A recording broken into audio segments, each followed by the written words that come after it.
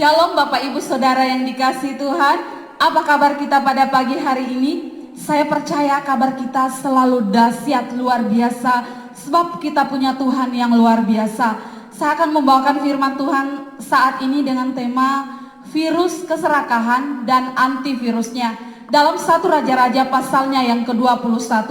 Serakah itu adalah selalu mau memiliki lebih dari apa yang dia miliki. Orang yang serakah tidak akan pernah puas dengan apa yang dia miliki. Seorang anak sedang menangis, ada bapak yang lewat. Bapak ini penasaran, kenapa sih sampai anak ini menangis? Maka dia datangilah anak ini. Hei, kenapa kamu menangis? Anak ini katakan, saya sedih pak, uang saya 5.000 itu hilang.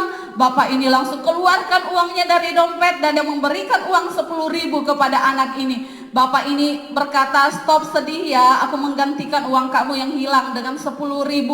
Bapak ini pergi dan mendengarkan suara tangisan dari seorang anak ini dan dia kembali, dia berkata, kenapa kamu sedih? Dia katakan, saya sedih karena seandainya uang yang 5.000 itu tidak hilang, uang saya sekarang sudah 15.000. Ini menggambarkan orang yang tidak puas. Orang yang serakah itu, kalau dia punya sedikit, dia mau punya banyak. Kalau dia punya banyak, dia mau punya banyak lagi. Kalau dia sudah punya banyak, dia mau banyak dan banyak lagi. Tidak pernah puas dalam hidupnya. Nah, saat ini kita akan belajar dalam 1 Raja-Raja pasal 21 tentang seorang suami istri, sepasang suami istri maksud saya, yang dua-duanya baik suami dan istri, dua-duanya itu punya sifat yang sangat serakah. Suaminya ini bernama Ahab dan istrinya ini bernama Isabel. Mereka itu seorang raja. Ahab itu adalah raja. Dia pasti memiliki harta yang banyak. Dia memiliki, boleh dikata, segala sesuatu karena dia adalah penguasa. Tetapi suatu kali dia mengingini sesuatu yang milik orang lain. Dan apa yang terjadi? Dia akan berusaha untuk memiliki apa yang orang lain miliki. Oleh sebab itu kita akan belajar apa sih ciri-ciri atau gejala orang yang terkena virus dari keserakahan. Kita lihat dalam ayatnya yang keempat. Yang pertama, orang yang serakah itu dia akan gelisah.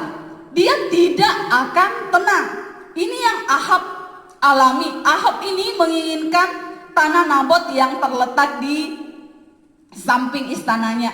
Dia mau membeli, dia mau mengingini tanah ini, kebun anggur ini. Kemudian apa yang terjadi? Nabot tidak mau memberikan kebun anggur ini karena ini adalah milik pusaka yang tidak boleh dijual, tidak boleh diberikan kepada orang lain. Maka Ahab yang dasar orang serakah, dia langsung masuk ke istananya dan di ayat 4 berkata bahwa Ahab ini sangat jengkel, dia sangat marah, dia sampai tidur dengan tengkurap ya, dia menelungkupkan mukanya sambil dia tidur dan firman Tuhan berkata di ayat 4, dia tidak mau makan ya. Inilah ciri-ciri orang yang serakah. Dia gelisah, dia tidak akan tenang, dia akan marah, dia akan jengkel sampai dia mendapatkan apa yang dia inginkan. Dan kita melihat bahwa apa yang dialami oleh Ahab karena keserakahan ini sangat menyiksa hidupnya. Karena itu kita belajar antivirus dari kegelisahan, dari kemarahan, jengkel, mau menguasai milik orang lain. Firman Tuhan dalam Yesaya berkata, jadilah tenang. Ketenangan itu bukan keadaan, tapi ketenangan itu adalah pilihan kita. Di dalam tinggal tenang, di situ letak kekuatan kita. Kita seringkali dikalahkan oleh masalah, bukan karena masalah kita terlalu besar, bukan karena kita yang lemah, tetapi karena kita terlalu panik dalam menghadapi masalah itu. Orang yang tenang di dalam berdoa kepada Tuhan, ia tidak hanya ingin menyampaikan apa yang dia mau kepada Tuhan, tetapi dia juga ingin mendengarkan apa yang Tuhan mau dalam hidupnya. Yang gelisah atau tidak tenang cenderung memiliki pikiran yang negatif.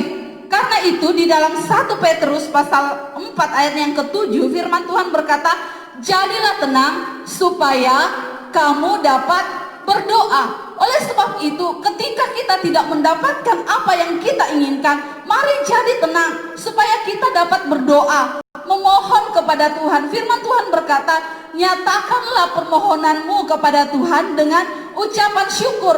Kalau kita tidak mendapatkan apa yang kita inginkan, berdoa, sampaikan kepada Tuhan dengan ucapan syukur. Artinya kita terus bersyukur.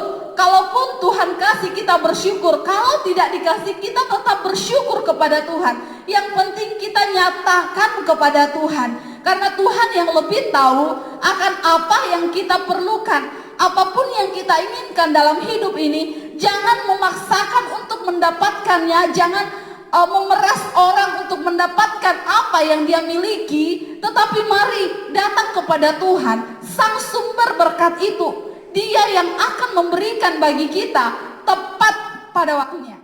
Gejala orang yang terkena virus keserakahan adalah dia akan menghalalkan segala cara untuk mendapatkan apa yang dia inginkan, termasuk mengingini milik orang lain.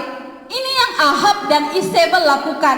Untuk mendapatkan apa yang Nabot miliki, maka dia membunuh dengan cara memfitnah Nabot.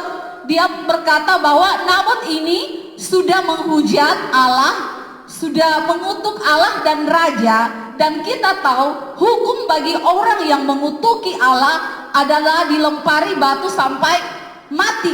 Sehingga ini yang dilakukan kepada Nabot. Akhirnya Nabot mati dan Ahab dan Isabel mengambil apa yang menjadi Nabot. Timotius 6 ayat 10 berkata bahwa orang yang serakah atau orang yang cinta uang itu akan menyimpang dari iman. Artinya orang yang serakah itu dia akan melakukan apa saja, termasuk dia melanggar perintah Tuhan. Dia tidak mau tahu apakah itu sesuai firman Tuhan atau tidak. Dia langgar saja untuk mendapatkan apa yang dia inginkan. Orang yang serakah itu dia mau punya motor, ya, anak yang serakah ya, dia mau punya motor, tapi orang tuanya itu tidak punya uang untuk membeli motor, maka dia akan marah, dia menghalalkan segala cara, dia marah, dia kata-katain orang tuanya, bahkan dia bisa menjual milik orang tuanya untuk mendapatkan motor yang dia inginkan. Itulah bahaya dari orang yang serakah. Dia melanggar perintah Tuhan demi memuaskan hawa nafsunya, demi mendapatkan apa yang dia inginkan. Itu firman Tuhan katakan menyiksa dirinya dengan berbagai duka. Artinya orang saat ini, apalagi zaman sekarang ini, orang yang serakah itu adalah orang yang tidak hanya memenuhi kebutuhan pokoknya, tetapi dia mau mengingini kebutuhan atau sesuatu yang bersifat mewah. Contohnya orang yang serakah seperti ini, sudah punya HP, terus ada HP keluaran baru, maka dia akan berusaha untuk memiliki HP keluaran baru. Dia merasa, aduh, tidak ada uang cash untuk membeli HP ini. Jadi dia akan menghalalkan segala cara, dia akan cicil. Dia sudah cicil HP, cicil baju pun dicicil, sepatu dicicil, tas dicicil, motor dicicil, rumah dicicil. Bahkan semua kendaraan itu dicicil, semua adalah serba cicilan untuk mendapatkan apa yang dia inginkan. Dan ini yang terjadi di zaman-zaman sekarang ini. Saat-saat ini orang lebih menginginkan hal-hal yang bersifat kemewahan, sehingga itu akan menyiksa dirinya sendiri tanpa memperhatikan gajinya itu berapa, pendapatannya itu berapa. Maka terjadilah lebih besar pasak daripada tiang, lebih besar pengeluaran daripada penghasilan, ya. Jadi akan memiliki duka, artinya dia akan tersiksa sendiri. Dia mau awal bulan dia mau membeli sesuatu yang menjadi kebutuhan pokok, seumpama beras, makanan, ya. Akhirnya uang itu tidak cukup di awal bulan, gaji suaminya itu sudah habis. Karena apa? Ini adalah sifat dari serakah.